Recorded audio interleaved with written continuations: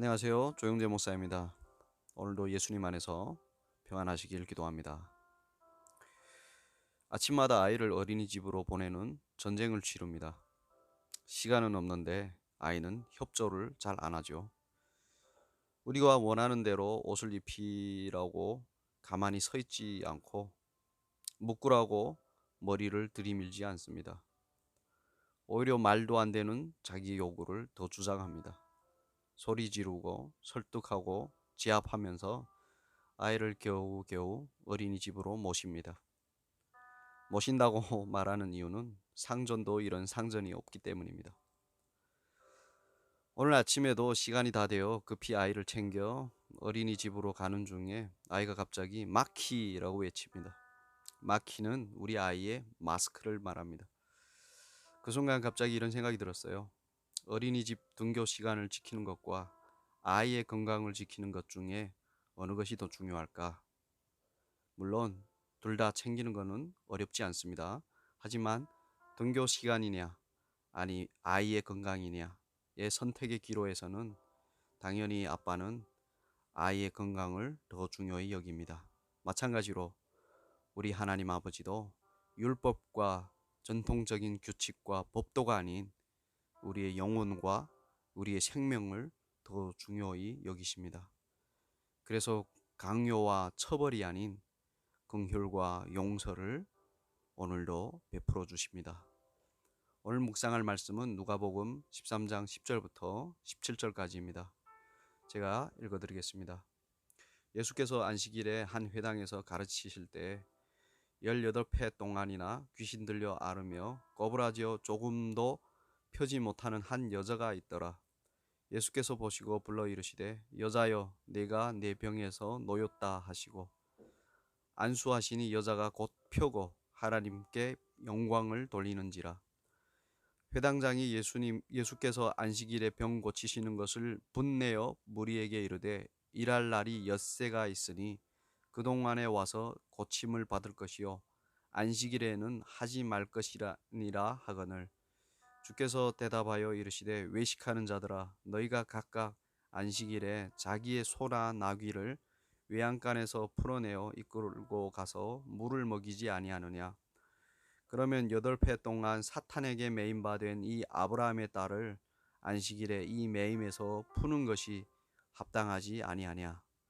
예수께서 이 말씀을 하심에 모든 반대하는 자들은 부끄러워하고 온 무리는 그가 하시는 모든 영광스러운 일을 기뻐하니라. 아멘. 오늘 말씀에서는요, 예수님께서 18회 동안 꼬부라지는 병을 앓고 있던 여자를 고쳐주시에요. 그런데 이것을 지켜보고 있던 유대인 회당장이 분노하면서 안식일에는 병을 고치지 말라고 합니다. 안식일에는 아무 일도 하지 말고 쉬라고 하신 하나님의 말씀을 근거로 그렇게 하는 것입니다. 그런 그에게 너희는 안식일에 소나 나귀를 끌어내다가 물을 먹이면서 너희 족속인 아브라함의 딸이 18회나 사탄에게 매임받은 것을 풀어줬는데 그게 그렇게 나쁘단 말이냐라고 하십니다. 다시 말하면 너희는 자기 짐승의 목마름을 헤아려 끌어다 물을 먹이면서 자기 족속의 여자가 오랫동안 낳고 싶어서 갈망한 병에서 고침을 받은 것이 그렇게 잘못되었느냐? 안식일은 짐승을 위한 것이냐, 사람을 위한 것이냐, 사람보다 짐승이 더 중하냐? 라고 말씀하시는 것입니다. 이 말씀을 들은 안식일에 병 고치는 것을 반대하던 모든 자들이 부끄러워했다고 합니다. 그렇습니다. 안식일은 사람을 위해 존재합니다. 사람을 삶의 수고와 고통에서 벗어나 쉬라고 하나님이 주신 날이 바로 안식일입니다. 하지만 그걸 모르면 율법으로 매여 있습니다.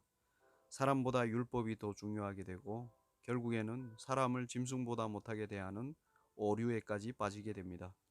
율법을 어기는 죄를 짓지 않겠다고 하면서 마땅히 사랑해야 할 사람을 짐승보다 못하게 대하는 죄를 범하는 것이죠. 우리도 마찬가지입니다. 우리가 지향하는 우리만의 삶의 방식을 너무 주장하면 우리는 우리도 모르게 우리와 함께 하는 사람들을 힘들게 하고 심지어는 마음에 상처도 줄 수 있습니다. 결국 서로 미워하는 관계가 될 수도 있습니다. 서로 미워하는 것은 지옥이에요. 물론 올바른 삶의 방식은 모두에게 유익합니다. 하지만 사람마다 성격과 기질과 살아온 삶과 추구하는 삶이 다를 수 있다는 것을 알아야 합니다. 우리 모두 친구가 있죠. 친구는 편하죠. 그 이유는 잘 맞아서 편한 것이 아니라 서로의 모난 부분을 용납하기 때문에 편한 것입니다. 부부 사이도 그렇죠. 처음부터 사이좋은 부부는 없어요. 사이좋은 부부는요, 사랑으로 서로 양보하고 용납하고 서로 기다려주고 서로에게 귀 기울이고 등등 서로를 위해주기 때문에 사이가 좋은 것입니다. 서로를 위한다는 것은 자기의 주장, 방식, 생각, 욕심을 조금 포기한다는 의미입니다. 이렇게 생각하면 우리는 우리가 주장하는 모든 규칙과 방식을 뛰어넘게 됩니다. 결국 우리가 얻게 되는 것은 우리의 삶 구석구석에서 하나님의 의와 평강과 기쁨이죠. 오늘도 그렇게 우리가 주장하는 생각이나 방식이 아닌 다른 사람의 사정을 헤아려 용납하고 인내함으로 그러므로 얻는 의와 평강과 기쁨이 넘치는 하루 되시길 바랍니다. 기도하겠습니다. 하나님 아버지 감사합니다. 우리가 하나님의 사랑과 은혜로 우리의 잘못들과 죄들에 대한 긍휼과 용서하심을 받은 것처럼 우리도 우리의 주장과 방식이 아닌 다른 사람의 사정을 헤아림으로 얻는 평강과 기쁨을 누리게 하시옵소서. 저 북한에도 하나님의 사랑과 은혜가 흐를 수 있도록 축복하여 주시옵소서. 예수님의 이름으로 기도합니다. 아멘. 이제는 여러분들도 각자 묵상하시고 기도하시겠습니다.